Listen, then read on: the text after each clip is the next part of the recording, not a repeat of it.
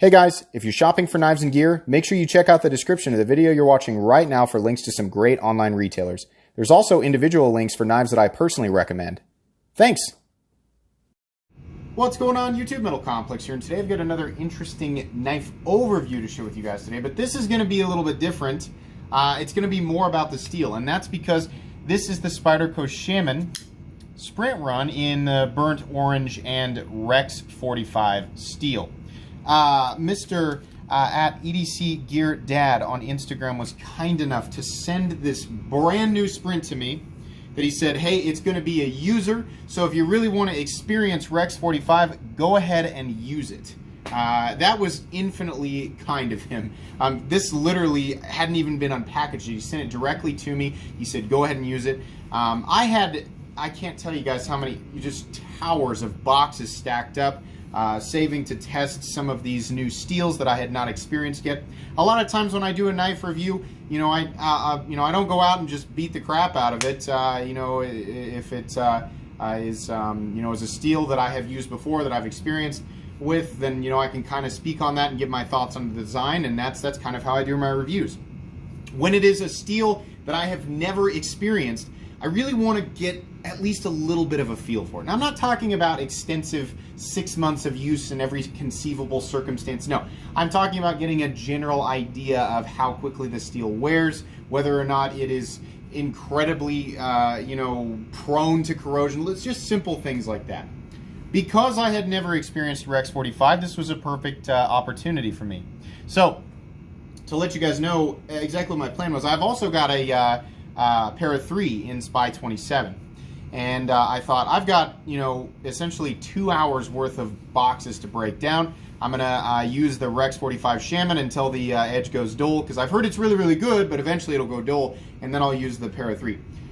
This thing actually did all of the boxes. Now, I know what you guys are thinking. That looks completely clean. It looks completely unused, and there's no damage to the edge. Number one, there's an image on Instagram of this thing completely dirty right after I used it. Number two, unless I hit a staple or I'm cutting into boxes filled with dried concrete, you're not going to see scratches on the blade. The very first thing that I did after I used this is I cleaned it up. Because that's what you should do. This is this steel is not a stain resistant steel. So while it did hold up just fine, even cutting into some wet boxes and things, it did hold up just fine. I didn't want to leave it sitting around with moisture on the blade. So yeah, I cleaned it off. This is hard enough that cardboard's not going to scratch it. I didn't run it into any staples. There are a couple of teeny tiny little rolls. Right about maybe here. I wonder if we can actually see where it's catching my fingernail. Right about there. See, there's a couple little tiny places where the edge is worn down just a little bit. It's sort of catching my fingernails in those spots. If you guys can kind of see that on camera. That's essentially the wear that this dealt with over the course of my cutting with it. And I'll show you guys right now. Well, the edge certainly is not quite as sharp as it was when I received it. It is still impressively sharp. Let me get you a piece of paper here. This is after I've used it. See if I can catch the edge just fine. See, it's been knocked down a little bit and it's not wanting to bite right there. Let's try up here. Yeah, see, it'll still slice, but you can see there, it's catching just a couple of places where the edge has got nicked down a little bit. And that's amazing for how much I put it through. I was out there for 2 hours. And if you go look at the picture on Instagram, which, by the way, follow me on Instagram, at metal_complex, you can see the picture. My hands were destroyed. It literally started to peel off my calluses. My hands do not normally look like this. I mean, I've got calluses from weightlifting, but the use of that, I had to switch from left to right hand because my hands were getting tired and the blade was still going. Now, the Shaman is not the ideal blade geometry. The Shaman is a fantastic workhorse tool. The blade is not the ideal geometry for cutting down boxes, and I realized that, but I was testing the steel. This is a fantastic tool, but the blade just kept going. It's my understanding that Rex 45 has a higher Rockwell than M4, but is very similar in its characteristics and composition. Well, there are differences. That is the steel that it apparently compares best with, and yeah, the steel is also, or the edge is also very tough. It was just, I'm talking about minor spots. I mean, this thing might just be able to be almost stropped back to life. This is really, really impressive steel. I did not expect it to do that. Now, I understand just cutting boxes, but I had no system.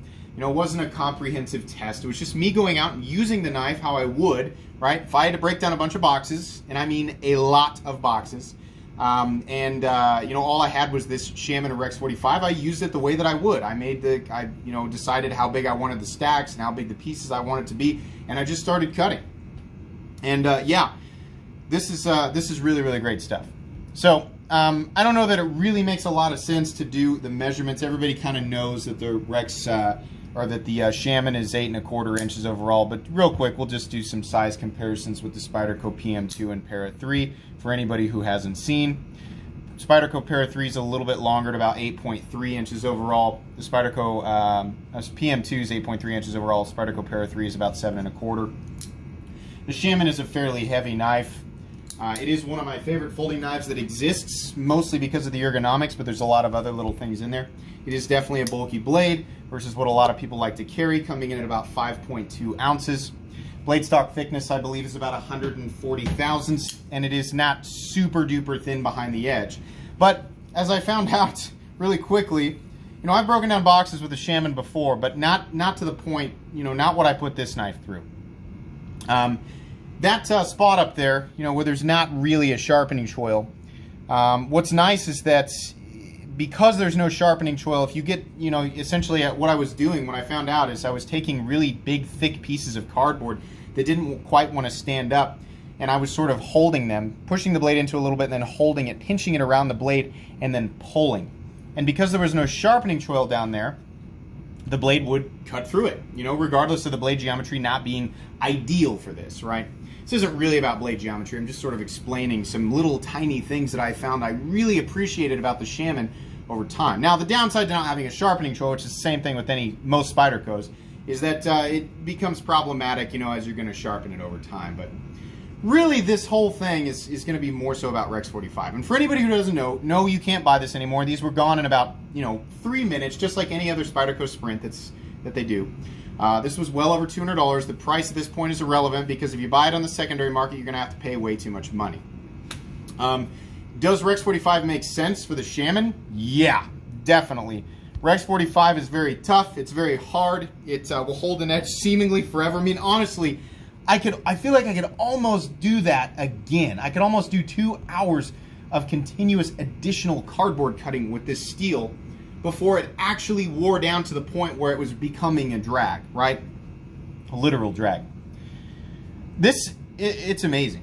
The steel absolutely makes sense on the Shaman. The downside to Rex 45 is that it's not stainless. You can look up the exact composition on Z Knives or wherever you want. Knife Steel Nerds is a great place to check out information on this stuff. I just wanted to kind of report on my experience, and I mean, this is the experience that I'm going to use as a foundation moving forward when I talk about knives in Rex 45.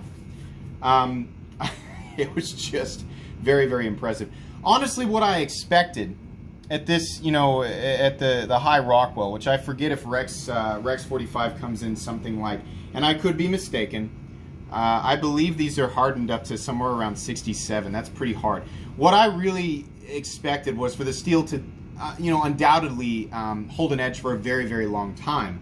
But I expected there to be more chips. I expected there to be, you know, fairly serious chips. And honestly, what I expected to conclude was, yeah, it's going to hold an edge for a long time, but unfortunately, you know, it's going to chip. And if it's anything like M4 is to sharpen, which I don't like to sharpen M4, it's going to be rough, right?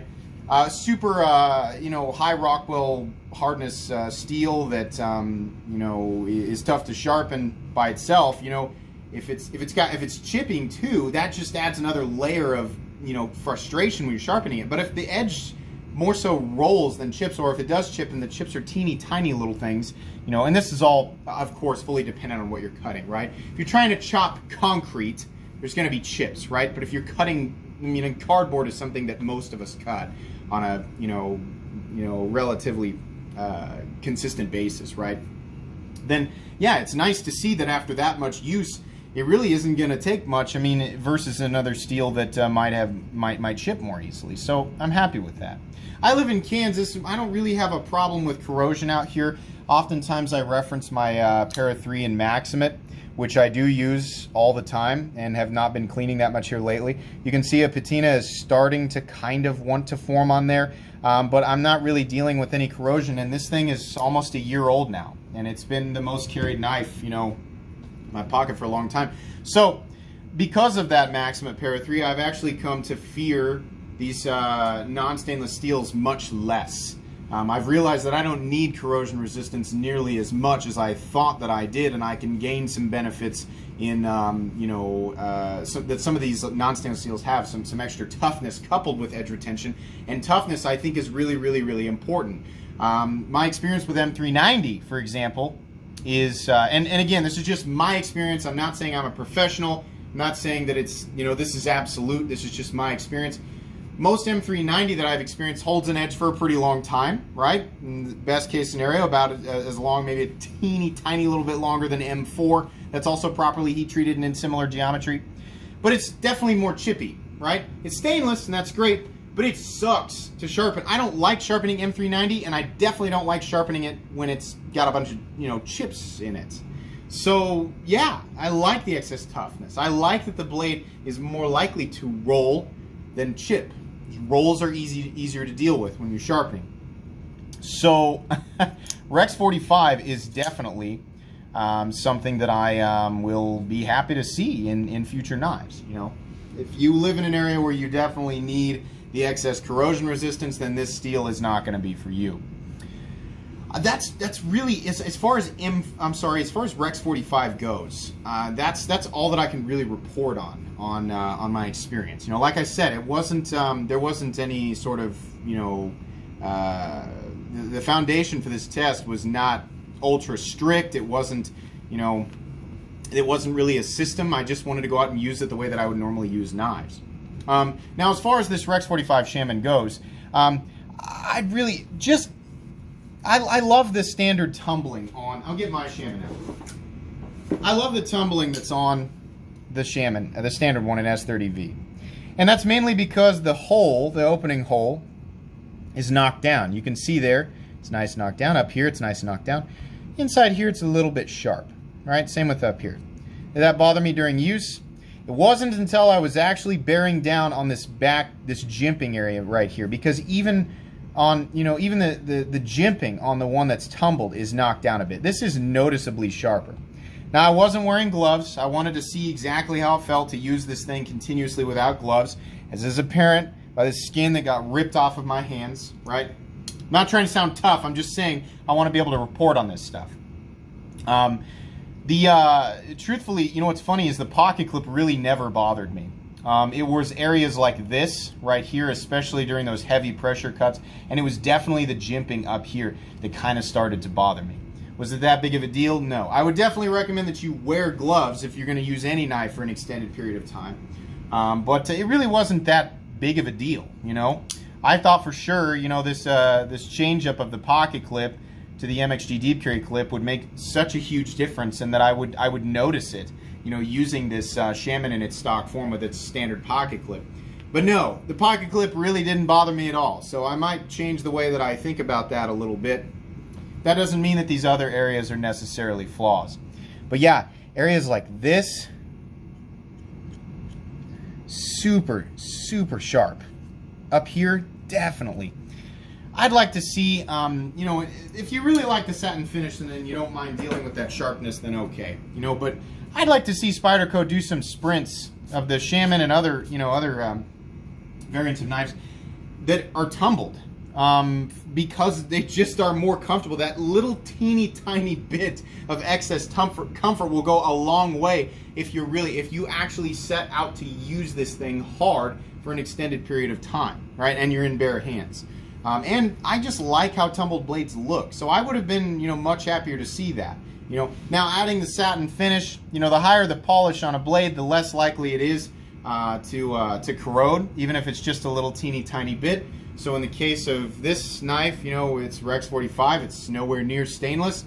You know, that extra polishing might go a little bit further than a tumbled blade. Is it going to be much? No, probably not. The tumbled blades are still, you know, fairly polished. It's just those little micro pits from the media, you know, scratching into the blade. I suppose they might trap a microscopic amount of moisture, which could, you know, allow corrosion to spread a little bit. I don't know. But yeah, I would like to see them tumbled a little bit. This blade did not come brand new, perfectly centered. I've heard it reported, you know, that periodically these don't come centered. The centering trick works on the Spyderco Shaman. If I remember correctly, my Shaman actually did not come exactly centered. It looked pretty centered when I unboxed it, but I did have to do my own little centering trick, which I've got a video on that. You can check that out in Controversy and Discussion. And it worked just fine. So I'm sure it'll work on this. So would I like to see them all come centered from the factory? Yeah, especially considering how much these cost now. The standard one costs a little over 200 bucks. This one, I don't know, what was it, 240, something like that? I don't know. Not super relevant for what we're talking about today. But yeah, I'd like to see them come centered. Other than that, every last little teeny tiny detail is perfect. It locks up absolutely solid. This one's still breaking in. It's definitely gotten a little bit smoother since I used it. I did not take it apart. It wasn't, you know, after I finished using it, it wasn't dirty to the point where I felt like I needed to take it apart and clean it. I just used some EDCI. That's generally what I use to clean off the blades, and it's just fine, you know. But yeah, this knife will absolutely stand up to the abuse that it's meant to be put through. Now, you know, I'm saying that just after cutting a bunch of cardboard, but the locking system, the compression lock, is plenty strong. The overall ergonomics are fantastic, and just as I have experienced a little bit in the past with the Shaman, they really work well, you know, for continuous cutting. Blade geometry is not perfect for, you know, when you need the incredible, you know, slicing capacity, but boy, it sure did work. It really, you know, it really did continue to glide through that cardboard, no problem. And it seemed like it was a long time before I started to notice the difference in the edge. And truthfully, every time I felt like I was getting hung up or something, I found that if I just changed the angle of my cut, right, or if I took the blade and essentially just did that thing where I drug the edge through material to kind of clear away whatever it was that was stuck there, maybe some adhesive or little teeny tiny pieces of cardboard that had got just were snagging on the blade, that the blade would just continue to go. Every time I thought that Rex 45 was slowing down, it just kept going. It was really, really good stuff. This is my official report on Rex 45. It's great. Go for it. If you need a steel that's got extra corrosion resistance, it isn't for you. Other than that, you know, it's going to be great. It's probably going to be kind of a nightmare to sharpen, but at least, you know, you can expect it to roll before it chips versus a lot of other steels that boast the same type of edge retention. Take that for what it's worth, right? Because again, not a professional. Should you spend 300 bucks on this thing in the secondary market? No! Because Spyderco will come out with different knives in Rex 45. So just wait. Maybe they'll do another one of these. I'll put the original listing for this guy down in the description, as well as the Spyderco Shaman and all the variants that are currently available, and Spyderco knives in general, so you guys can check those out. Thanks again so much to at EDC Gear Dad for letting me not only just, you know, hang on to this guy for a little bit, but to actually experience Rex 45. That's really nice. Especially, you know, this is an expensive knife. It was brand new, and he let me use it.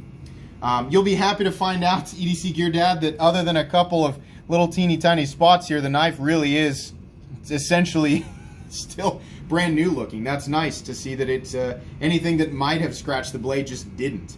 I should mention, there were a couple of times on some of the boxes that I cut through some of those thick plastic straps that they used to reinforce the box. No problem. It may have been one of those that might have added one of those little teeny tiny rolls, but it certainly wasn't enough to do any real damage to the blade. So very, very impressive. Make sure you follow him on Instagram, and make sure to follow me as well. Guys, that's going to be pretty much it today. If you enjoyed this video, please leave a like. If you'd like to check out my other content, I do, of course, have lots of videos of knives that are either expensive or inexpensive that I do or don't like. So check those out. And if you enjoy all my content, go ahead and click on that Metal Complex logo right there and subscribe, because there's definitely more coming. Thanks again for watching, everybody, and have a great day.